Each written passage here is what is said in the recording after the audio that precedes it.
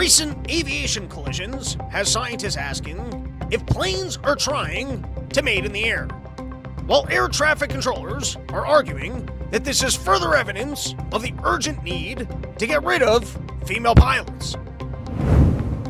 Footage of the racist McDonald's that is looking to ID people before entering the store, leaving many minorities Democrats have fought for voting access unable to acquire Big Macs.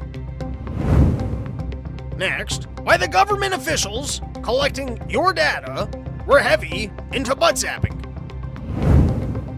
With the Ukraine war coming to an end, we speak to members of the State Department about what countries we will give billions of dollars to so that they can afford to kill off their young male population, and then be told that they need to pay us back with interest on the money we originally gifted them, and that they should be thanking us for our help.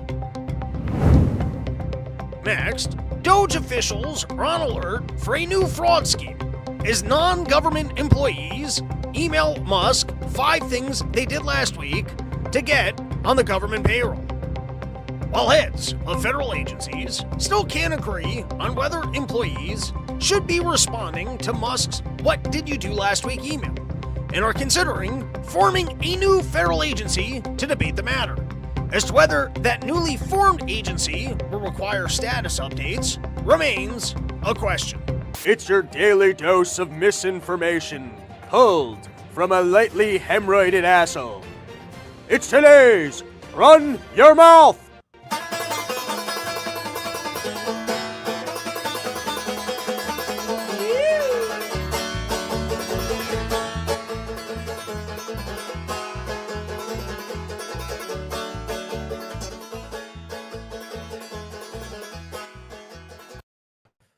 What is up, everybody? Welcome back to a brand new episode of the Run Your Mouth podcast. I think we're going to have everything working today, everything grooving, and I come to you from Donald Trump's fantasy reality for what he's doing out in Gaza. And listen, I was getting excited that Donald Trump was bailing me out of my Gaza rubble position, but I'm a little confused by how the bearded dancing women are going to boost the property value, but who knows?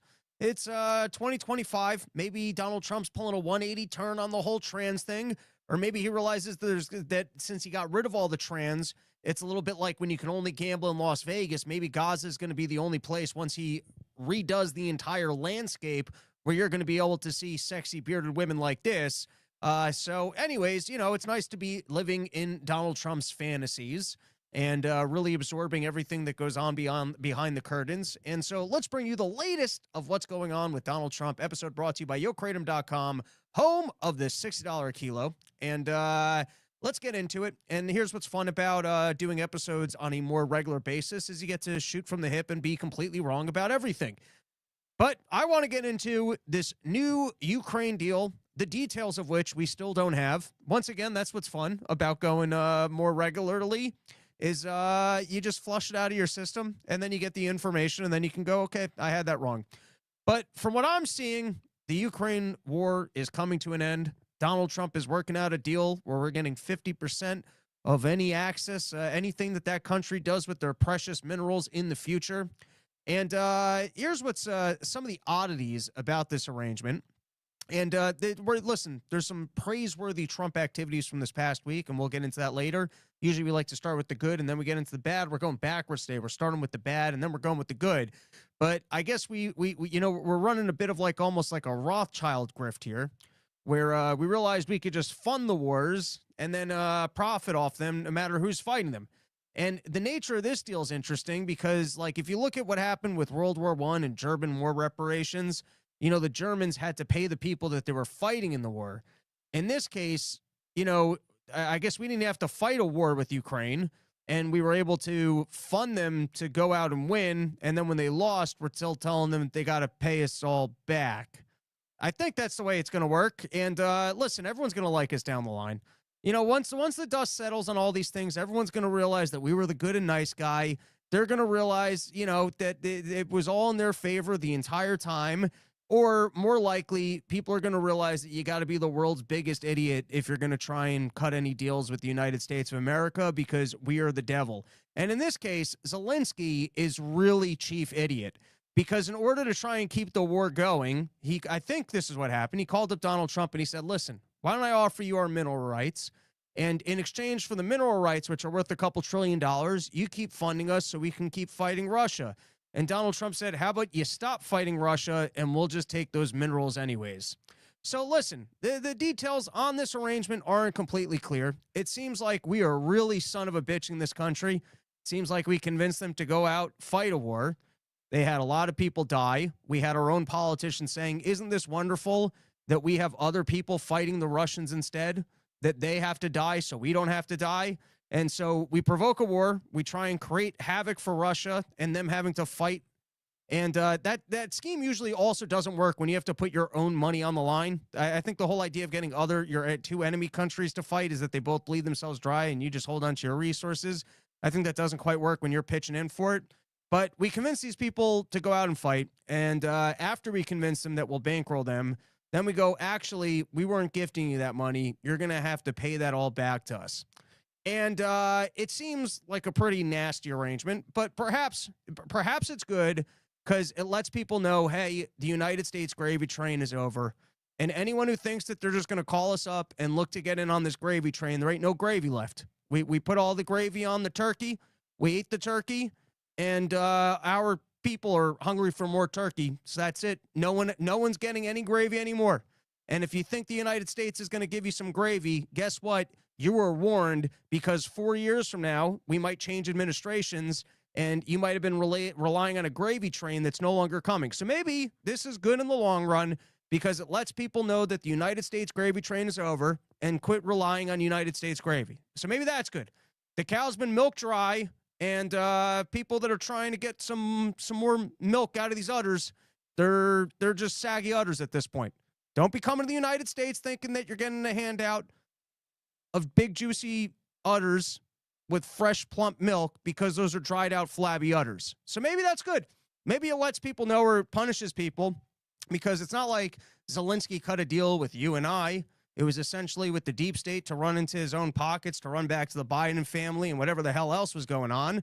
So maybe maybe Zelensky's at fault here, and him and Biden are at fault for all the deaths. And Donald Trump is right to say, listen, if you're going to cut nasty deals with the United States people and think you're going to get away with it because we got a dumbass of an administration in here that's willing to send free money to your country, be warned that the next guy might come around and go, no, you can't just have free United States money, and then he'll claw it back. Or the last option for how maybe this is actually not that big of a son of a bitch move and is worthwhile for everybody is that perhaps Donald Trump is actually going to put United States investment in, and future investment in, not just security guarantees, but maybe we're going to see there was a tweet in a Zero Hedge article that pointed this out, and it's not something that I had foreseen, but maybe there will actually be a Russia-United States-Ukraine partnership with Ukraine putting up minerals and the United States putting in investment, and then everyone's partners, and then they don't have to fight each other because everyone's making some money. And that's what it's all about. These elites, they just want to make sure that they're getting their checks. And if the only way that they can get their checks is by pretending like they have to fight each other so that they can run up bullet prices and then have all sorts of money flowing through the country so they can send it to their bank accounts, and that's the way they'll do it. But if you give them other opportunities to make obscene amount of money, then they don't have to go to war and kill each other. And I guess what would be really interesting here is if the deal that is worked out is actually in the Russian-conquered territories, where, you know, basically the United States of America comes in and goes, let's do a three-way split. Russia, you guys can keep and manage the land. We're going to put in additional money, but Ukraine's going to get some of these minerals also. And then everyone walks away happy. And listen, if that turns out to be the Donald Trump arrangement, hats off to the man. I'll be the first one to say, wow, this guy managed to end the war and come up with a working framework by which everyone can be happy and, you know, make some money here. And just it showcases how dumb Joe Biden was and that we can all get along and we don't have to just kill each other. But if it turns out that the United States of America talked the Ukrainians into this war, only for it to be over and then find out, no, you got to pay us all back on that, and now we own your country forever, That's some nasty son of a bitchery from the United States of America. And I don't think you want to play the game thinking that you're always going to have the upper hand and that you should be as mean as everyone at all times to let them know that you're chief bully. I think sometimes when you got all the might in the world, you're better off being cooperative, because I think that's more of the long-term winning game. But let's look at a few of these other headlines from the latest from what's going on out in the Ukraine deal. First is, we've got this from the New York Times. I like this. On Tuesday afternoon, Mr. Trump, speaking from the Oval Office in Washington, said of Mr. Zelensky, "I hear that he's coming on Friday. Certainly it's okay with me if he'd like to."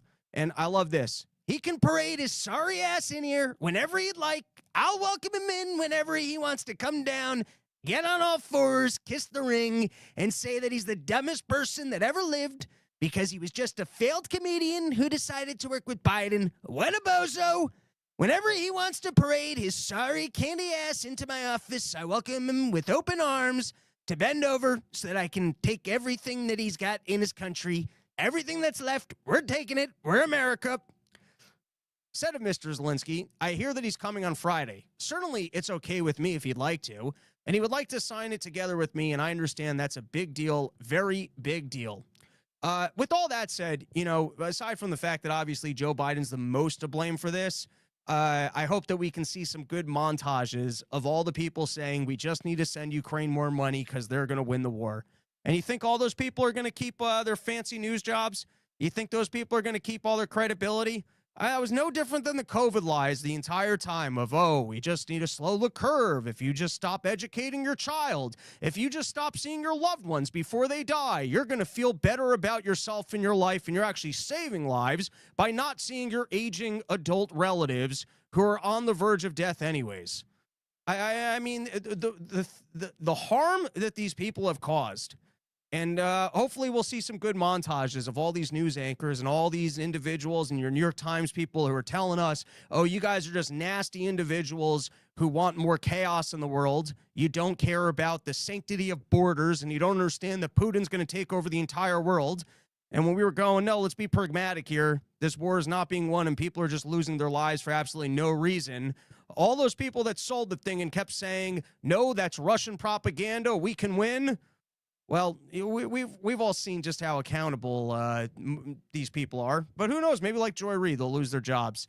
And then here's Donald Trump admitting to, is there a better term? People in the chat, is there a more polite term for Indian giving?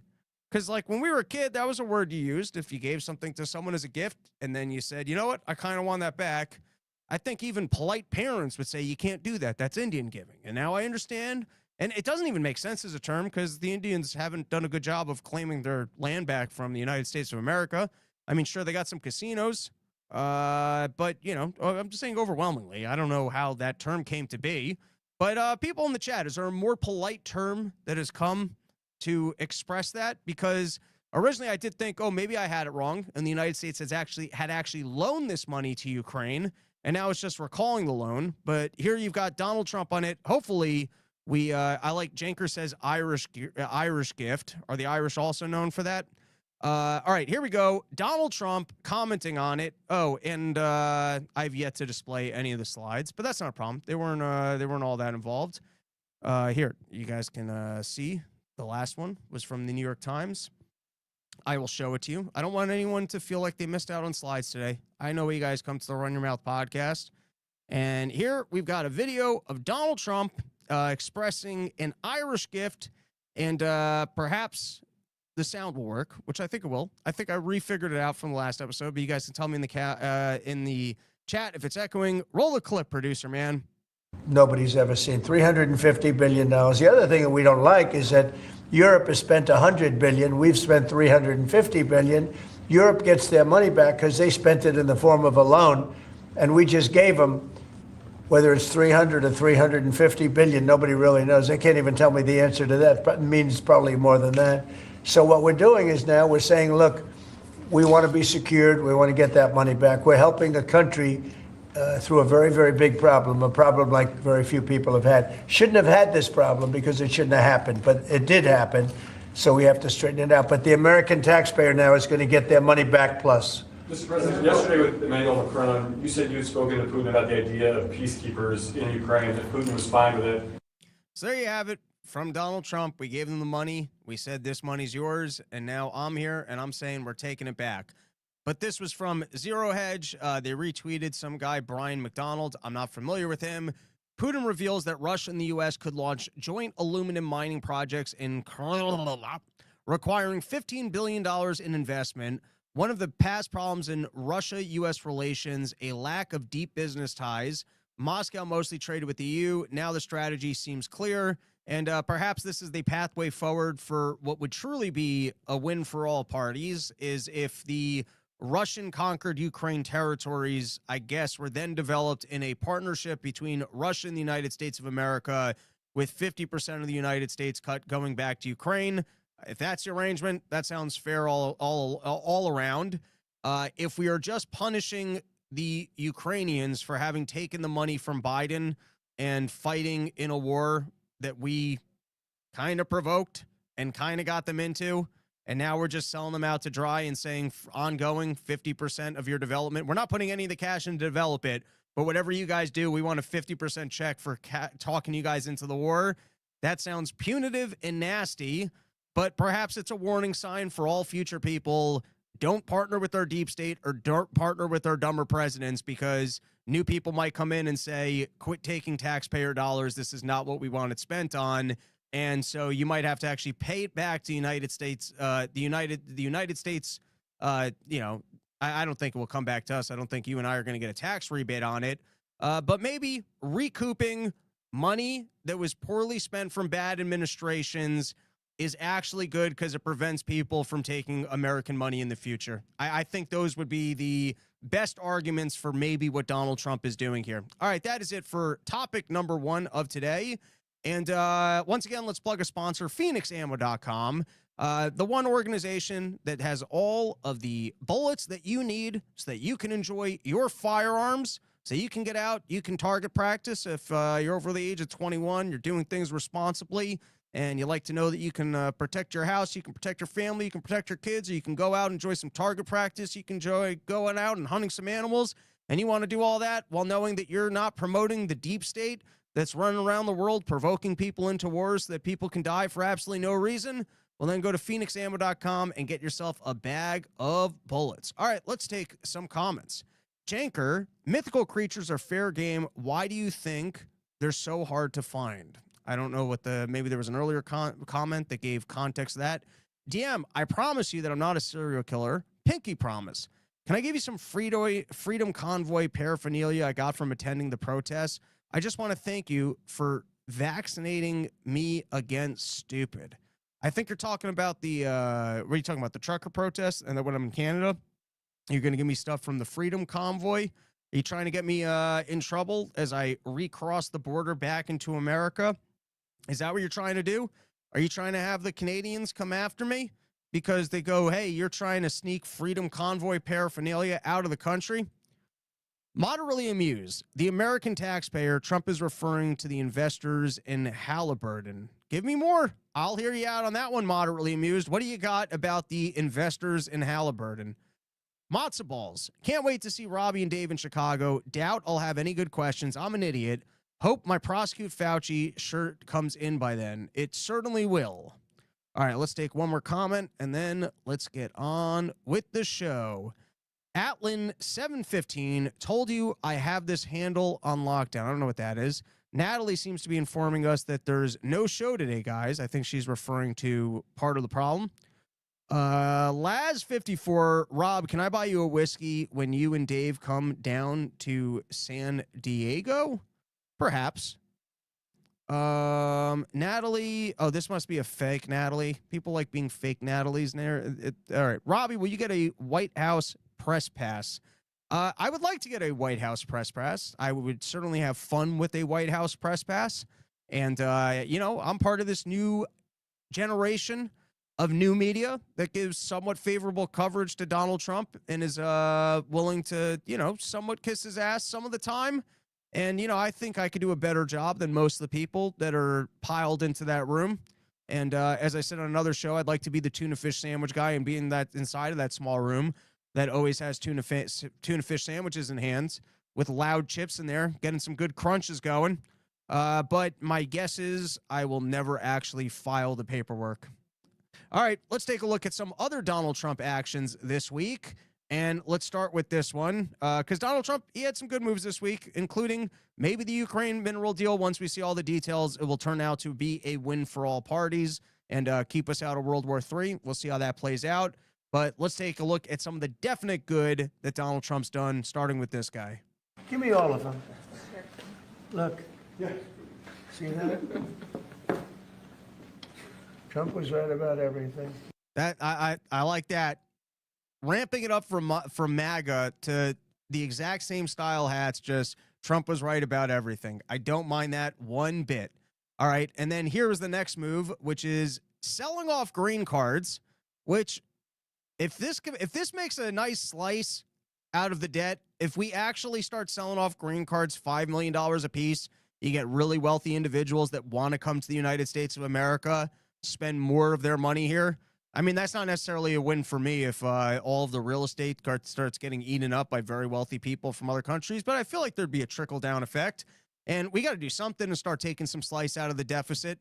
How often do you actually see something that might generate some money? I mean, that means for every 100 people that take part, that means $500 million, right? I'm terrible at math, especially if I'm live on a podcast, somewhat nervous. I think that's simple math. $5 million a piece, 100 people, 500 million. So for every 200 people, we get $1 billion off the deficit. And then these are wealthy people coming to the country with money.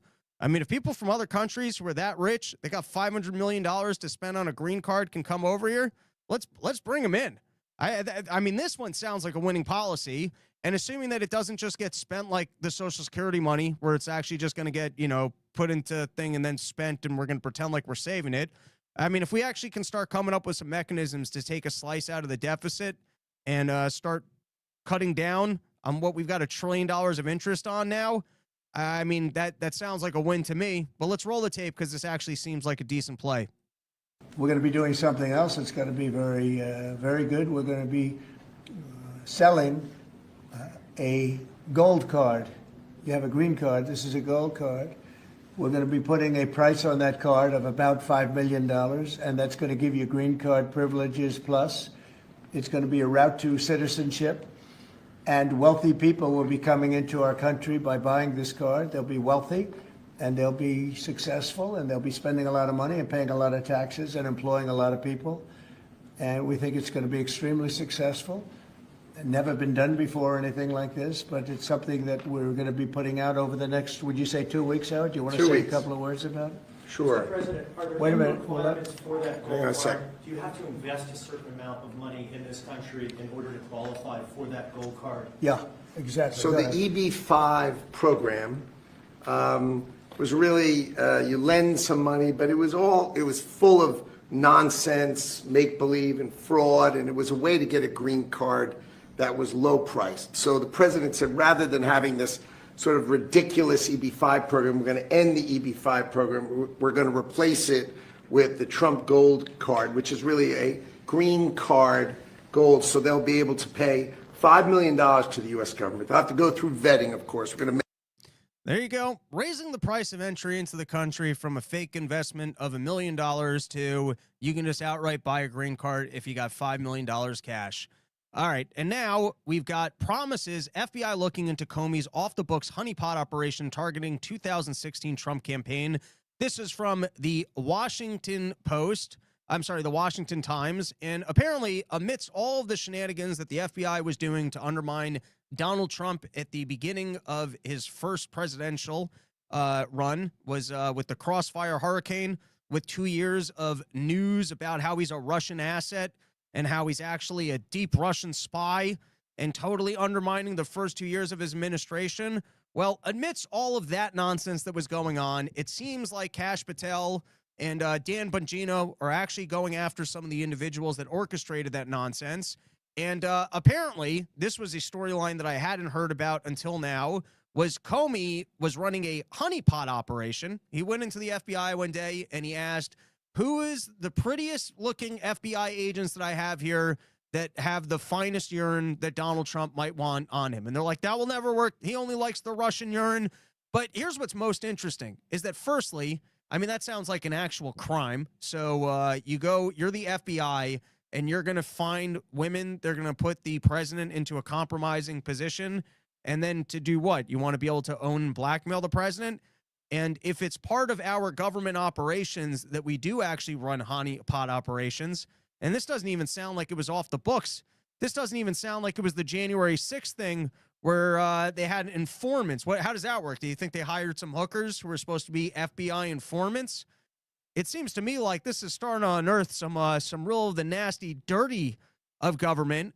That government will not just honeypot government officials and look for blackmail and dirt on everybody, but the head of the FBI will even try and do that to the president of the United States of America. And so, at a minimum, this is an interesting investigation. It's an interesting storyline and showcases Kash Patel and Dan Bongino's willingness to actually investigate crimes from previous government employees, particularly the ones that undermined the Trump administration. And now there are claims that they're deleting the Epstein files. There's some whistleblower that says that the FBI has been getting rid of the files that they had on Epstein, which they already got rid of the safe, which was the biggest bombshell information. So let's look into that storyline first. But this is signaling day one that Kash Patel is willing to go after Donald Trump's, I wouldn't even just call them political enemies, because that kind of lets them off the hook as being innocent actors that were just trying to, these are crimes. That sounds to me like it should be criminal and not something that the intelligence community should be engaging in. And so good for Kash going after him. And at a minimum, this is a new storyline. This isn't just Crossfire Hurricane. Apparently they're trying to pull other shenanigans on the guy.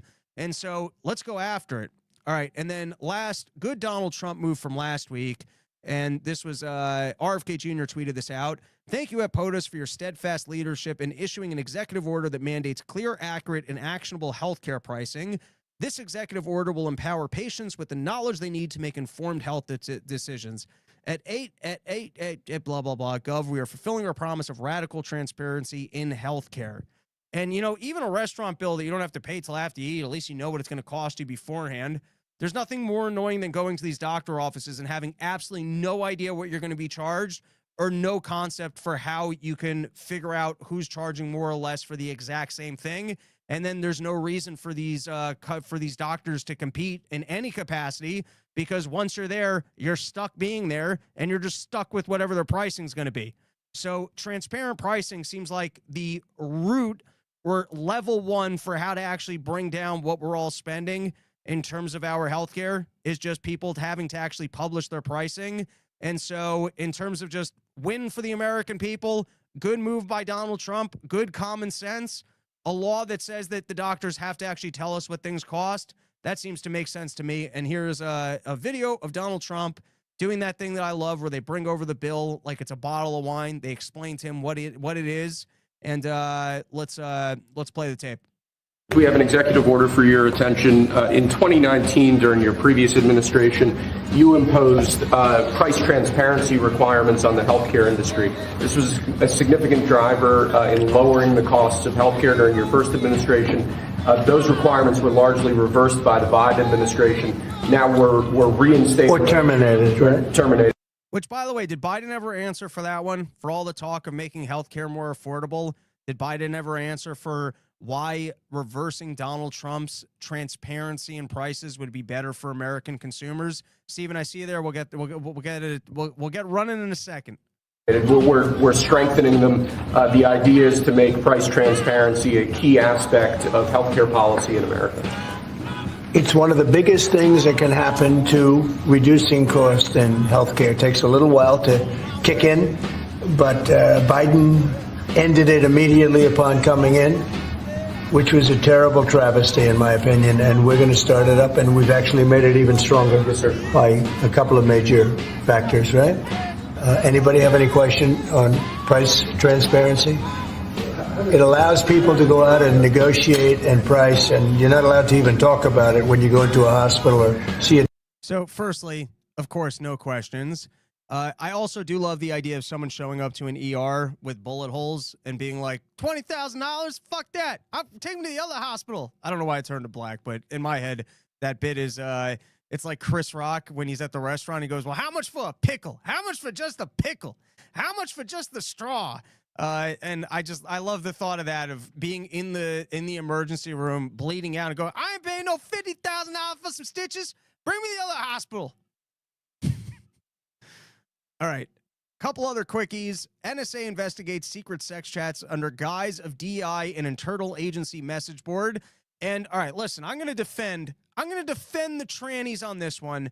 That I bet what happened was they were sitting there and it started with just classic like office bathroom talk of, you know, when you've done that where you're like, hey, what's the good bathroom if you got to actually take a dump in the afternoon? And then people give the intel on the one floor. And then I bet it escalated from there to like, what's the good janitor closet for orgies? And now listen, I understand you guys listening to the show, you're like, no, we busted these CIA kooks. This is red-handed shenanigans right here. This is because they're all creeps, they're all pedophiles, and we found their internal sex chat board. And I think what's probably more likely is for all the talk about men's locker room talk and the grossness, the toxic masculinity of men engaging in disgusting locker room talk. Can you imagine any locker room talk more disgusting than transgender male to female locker room talk, talking about their operations and their genitalia being removed and what their orgasms feel like now and what they can do to get their genitalia to work or not work? I mean, can you think of a grosser locker room talk than post-female transgender operations locker room talk?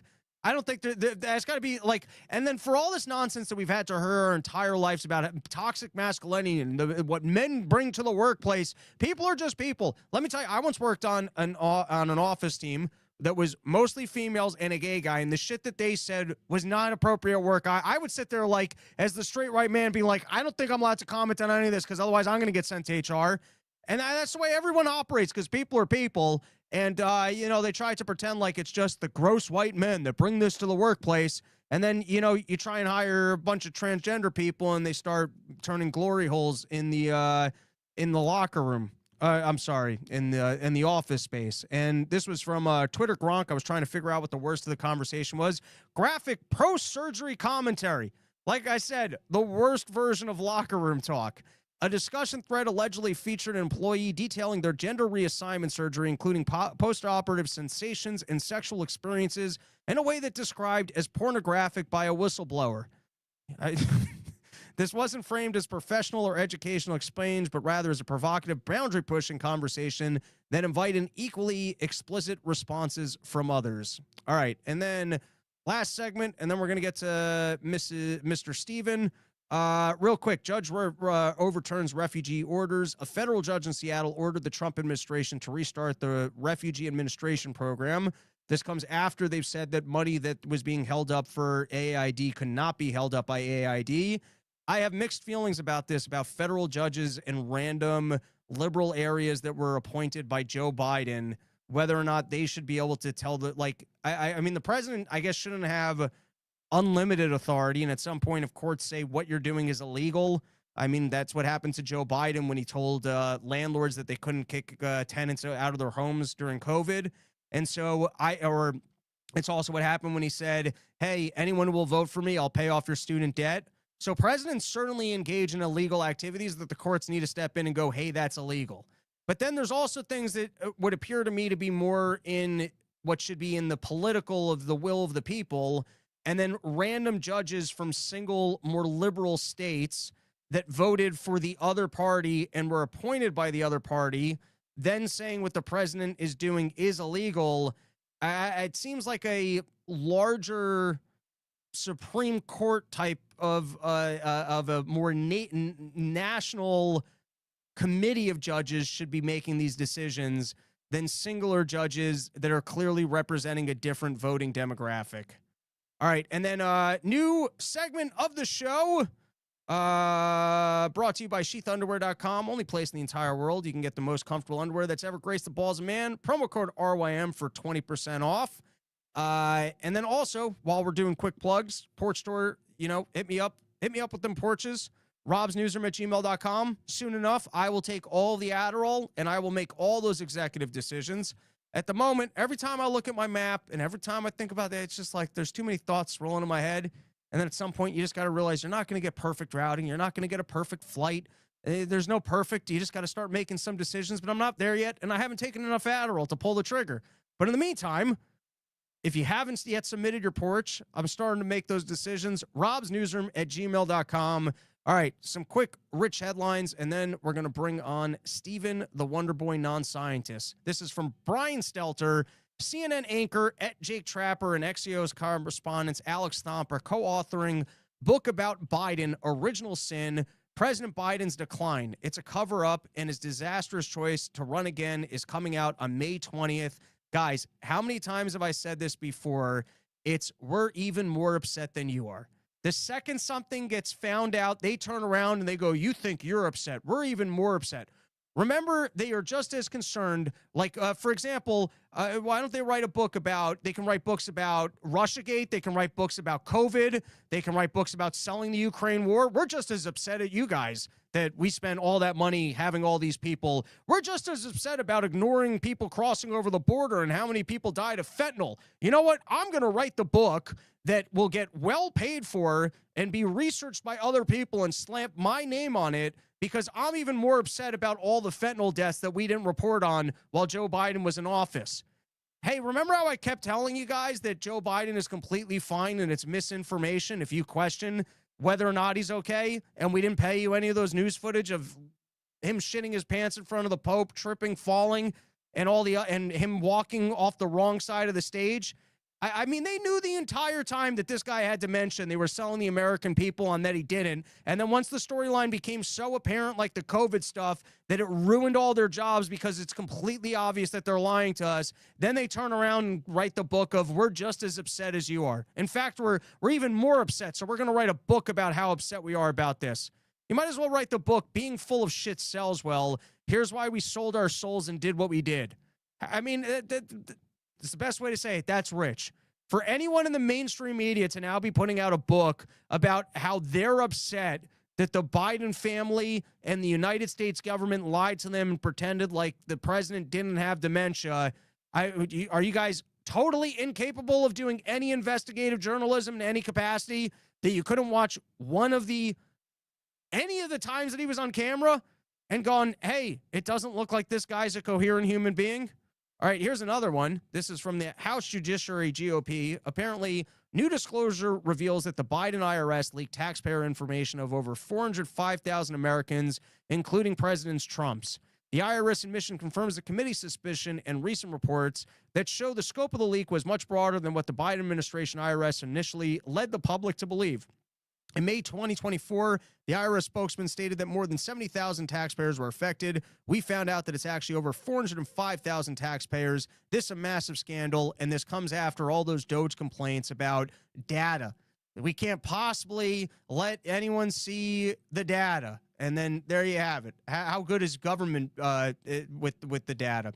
All right, and now let's bring on our resident Wonderboy non-scientist, Steven. Welcome to the show. It is a pleasure to have you with us once again.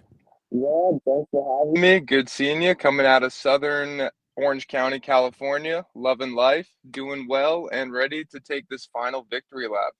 There you go. Before we take the victory lap, firstly, people let me know in the comments if we're getting feedback, we're getting chatter. I'm going to change microphones here. It's the official changing of the microphone so that I don't have to hold this one, and we'll see if this microphone works. Hold on a second, Steven. Hold on. Testing. That sound all right to you, Steven? Yeah, super cool. All right, look at this. We got dual microphone access on the I actually might prefer the way that this one sounds, the one that I'm using right now. I don't know. What do you think? What are the two microphones sounded better, Steven? I like email Joe. It's a little bit deeper and smoother, but that's just from my perspective. All right, fair enough. Okay, Steven, let's start with this news story first. RFK Jr. makes his first vaccine move, and I guess the vaccine move, because I read this article earlier in the week and I stored it for you. I think it's one of the things is just actually a better registry for vaccine injuries. And then there were some other things that seemed a little bit, maybe you could say in a way dicey, but easier if you were trying to sue these companies. I'm curious, broad strokes. I know I had Dr. Krim on and we did a whole episode about this, and he largely defended, the vaccine, the regular vaccine. We're not talking about the mRNA nonsense that they pretended was a vaccine. Traditional dead virus vaccines and what they're giving to all the kids in this country. What Real is quick, because that's the problem right there. It's the problem of definitions. all right? So regular, good old school vaccines. Is RFK Jr. mostly full of shit and they're not that bad, or are they what gave us autism? So this goes to a much larger problem with like especially politics and like this emotional bullshit we find ourselves in. People particularly use words with amorphous meanings, and they're often using a word that has a different definition than what I think it is, even though they're still using the word. This is really prevalent when it comes to vaccines, because we were told vaccine, vaccine, vaccine, and we were talking in RYM 2021. This isn't a vaccine, right? It's a genetic therapy that's supposed to prevent infection from disease, but it's definitely not a vaccine. And if you remember, we actually covered the CDC changed the definition of vaccine to go from something that provides immunity against a virus, for instance, to something that provides protection against a virus. So forget the mRNA, because we'll get into that. You know, Okay. we bashed what they did over COVID in real time, and we did a good job with it. The childhood vaccine schedule, the measles, the mumps, the this, the that's, the 26 shots, the hepatitis C when you're coming out of the hospital. Do you think that stuff is bad for kids? If you were having a kid tomorrow, would you? Let me build off that and tie it together. Yeah, so those are what we would call like traditional vaccines. And the idea with traditional vaccines is it's a numbers game. And the numbers game for traditional vaccines only work when you have a majority or a plurality of the population that's immune to the virus, so it can't actively circulate. And so, with that being said, there's going to be some downsides, especially when you force vaccines. Unlike any other medicine where you're going to have percent of side effects and serious adverse effects, vaccines are going into everyone, so there are going to be those, and there'll be more than any other medicine. So that's the idea of having protection for the vaccine companies. It's that we're essentially forcing people, quote unquote, to take this quote unquote vaccine that's a medicine, and we know that there'll be some problems in some people, and some of that's just due to their own genes.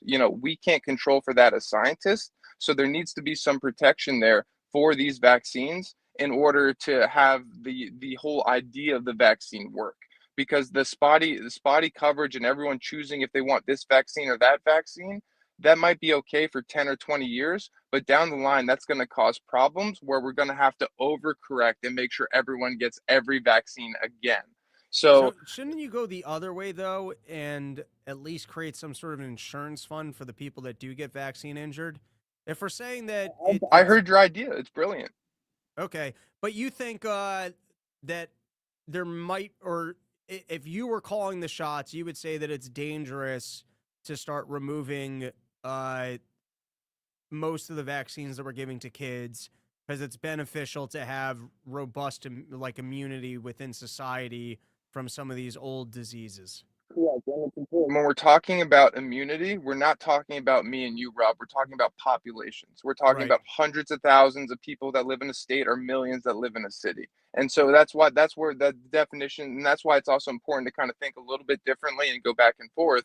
But at the same time, that doesn't mean you can't be more thoughtful and say like, hey, let's have a vaccine schedule for when you're 3 years old and then come back when you're 13.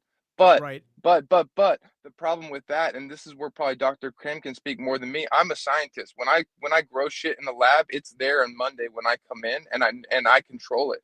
When we're talking about human beings, they might not show up in 10 years. They might be in a different country. So it's really a balance of the best of kind of bad options. And then you throw in this milieu of like hepatitis B, yada yada. This company's making money here, and it gets really complicated and soupy. All right. And then I guess there's just an additional somewhat of a free rider problem which is if I'm a parent and everyone else is getting vaccinated, it sounds like I might as well not vaccinate my kids, because if everyone else is getting vaccinated, my kid's probably not going to be at risk for, measles, mumps, or whatever making its way around the country. And then I'm not putting my kid at risk for what might be a problem within, even if it's a long shot problem. It sounds like you're saying each vaccine, it's a numbers game, and there will always be it might be 1 in 100 million, but if you're putting the thing into 100 million arms, you're going to have that one problem.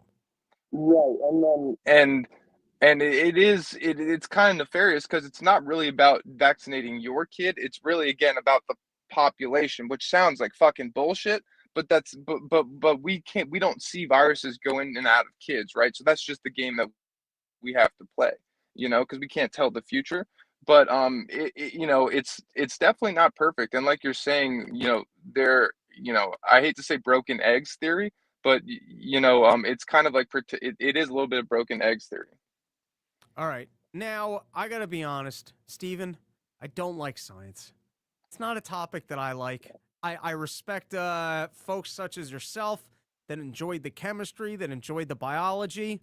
I really did my homework, and I really dug in over COVID because I don't like being lied to. And maybe they could have reverse psychologed me or whatever in high school, where they told me I was going to be locked in a door unless I could disprove to them the biology that they were teaching. And then I would have felt incentivized to go, no, fuck you, you're lying, and then study the material and proved why Dr. Borenson or whatever the fuck the guy's name was lying. Maybe that I guess that's the incentive structure for me that will get me to actually sit down and read something, is not because I enjoy the science, but because I would like to be right and be able to prove other people to be wrong. The COVID thing, listen, we've moved on from it. No one's telling me I got to stay in my house and I can't work my job. So I'm being honest. I just don't care in the same way as I do at the time, when I also felt like I was muckraking and I was bringing in important information to people and trying to wake them up to the fact that government was lying to them. So we're going to be a little bit briefer this time around, because I'll just be honest, I don't care as much. Now this just came out. I saw it on Twitter. I'm kind of throwing you under the bus here. I think this is something that we've already discussed anyways. I'm not sure if you saw this particular case study. I think it was being put out by Stanford. But COVID-19 case fatality rate and infection fatality rate from 2020 to 2023, nationwide analysis in Austria. And I think the final reporting of COVID with the couple years later perspective is not all that deadly, and that most of what we did to try and keep us from what was sold as an incredibly deadly virus was nothing other than lies. And I know that now, in the retrospective of COVID, sometimes you'll hear people say mistakes were made along the way, but lives were saved, and that was certainly a deadly virus. I don't even remember how deadly or not deadly it was. All I know is you were getting it. And if you were elderly, it probably made sense to stay in your home. And for all the rest of us, we were going to get it anyways. And guess what? I don't think that vaccine really made it, once you got it, that it wasn't as bad. I don't really believe that storyline. It seems very hard to prove, particularly if with the data set of any injuries within the first 2 weeks you were considered unvaccinated, and some of the other shenanigans. And then there was your analysis of deaths just being pulled forward, but otherwise people weren't really dying. So I'm curious, firstly, if you're familiar with this study, and if maybe you can give us the short reminder for when we hear every once in a while that it was a deadly virus that needed mass government intervention, that maybe went too far, of the 3-year out perspective of how deadly COVID actually was. One of the most surprising things we found is when we broke down the leading causes of death by age bracket. As soon as COVID appeared on the scene, the deaths caused by the flu virus went down significantly in every single age group. So it clearly showed to me that a lot of these deaths were from other viruses that they were counting as COVID. And on top of that, like you said, if you died with COVID, you were labeled a COVID death and you were put on that CNN counter. Right. So anyone saying that COVID was overwhelmingly deadly or dangerous was working with a flawed and bad data set, because it may have incorporated flu deaths, it may have incorporated people that their death got dragged forward, or it was just bad data set of people lying on their charts. I think we might have lost Steven there. Steven, are you still with us? All right, while I wait for Steven to reappear, why don't we take a couple comments here. We've got moderately amused saying Robbie's mic keeps getting bigger and bigger. Next mic will be the size of Brad Williams. Not bad. All right, and then we've got Janker, Adderall begets Adderall, which begets Adderall, which begets meth. Never done meth, except maybe once in Mexico when I bought pills from a pharmacy that literally said the word meth on it, and was a very fun night. Me and Johnny. Trump sucks with the economics issue, but at least he cured the U.S. of AIDS. There you go. Not bad. And then we've got Devin Nightling, little late to the show, but here to learn about tranny sex chat details. And that's what we're here for. Who else is bringing you the tranny sex chat detail news? I enjoyed this. This was just a paid advertisement within the Wall Street Journal.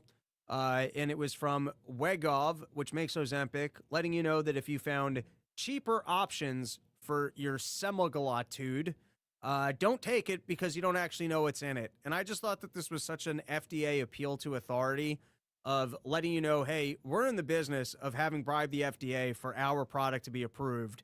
So don't you dare touch the anything other than our version, because even if it will save you money, you're at risk. And Steven, you can speak to this because apparently I know that Romans ended up getting into this job of selling people the generic of the, I don't know, I forget what the number formulation is for Ozempic. But I didn't quite know this, that apparently there's, I don't even know the word for it, but there's like independent labs across the country that you can basically get prescriptions that have not gone generic, you can get your prescription if there's a product that does not have a generic version. There are labs across the country that legally or illegally just rip off those formulations. Compounding pharmacies and whatnot. Yeah. Well, it's essentially kind of like a loophole, kind of like a using something in an off brand, but you need like a prescription, and that would probably be better with Dr. Krim, because I more delve in the supplement space, which is kind of the legal aspect of that. All right, fair enough. And then let's close it out with, there was this new Yale study that came out that was actually breaking down and acknowledging the fact that there were vaccine injuries. And they were explaining, firstly, I'll hand it to you. From what I understand, this is exactly what you gave us a PowerPoint presentation on 3 years ago. And so maybe you can give us the short, firstly, you can take your victory lap, but you can also give us the short on what the Yale study was acknowledging. Yeah, so this is really interesting. So the purpose of study was to determine the causes of prolonged COVID vaccine injury. And these were symptoms very similar to long COVID, but they knew that these 20 people they looked at did not get seriously infected by COVID. So how did they do this study? They looked at 20 people that got the vaccine that were suffering major problems every day, but that didn't get seriously infected from COVID, versus people that were unvaxxed that also did not get seriously infected by COVID. This was a really in-depth study. So they only looked at 20 people, but they were drawing blood every week and doing very in-depth tests. And so now I'm going to skip right to the conclusion, and I'm going to read 4 sentences, and then maybe we can like chew on it and translate it. And then that's pretty much it. So here we go.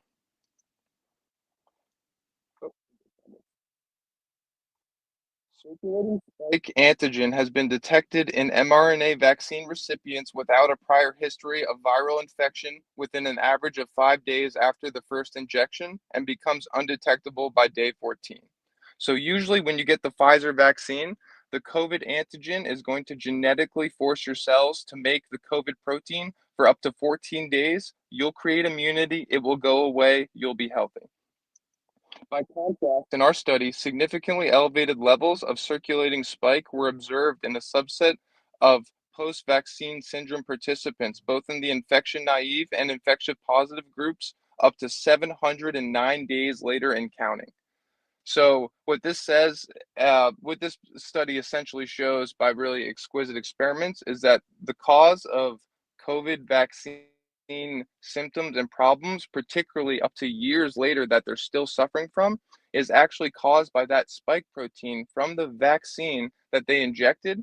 And what happens is when you inject that into your bloodstream versus your muscles, is it exposes your white blood cells to the mRNA of the COVID vaccine that can then get integrated into your DNA, where it will be like a trademark of Pfizer on your white blood cell DNA, and it will consistently produce these COVID proteins.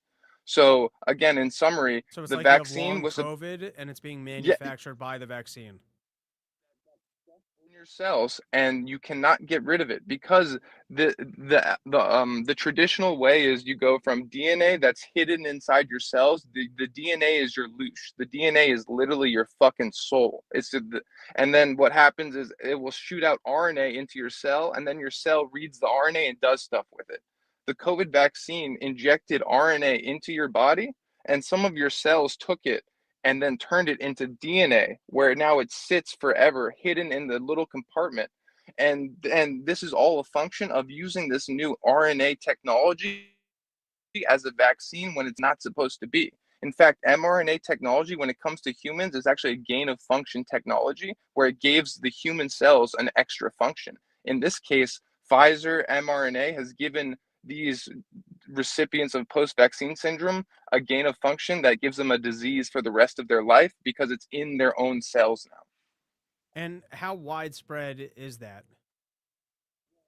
They didn't get into how widespread it is. They instead found like 20 people they knew were suffering and that didn't get infected from COVID. This is more a mechanistic study, and why it speaks to me as like kind of like a in the lab scientist, because everything I'm sharing with you, it's not up for debate. Like we're talking about numbers read by machines that are properly qualified. So like, what we're talking about is like you're going into the forest and counting trees, and there are more trees over here than here.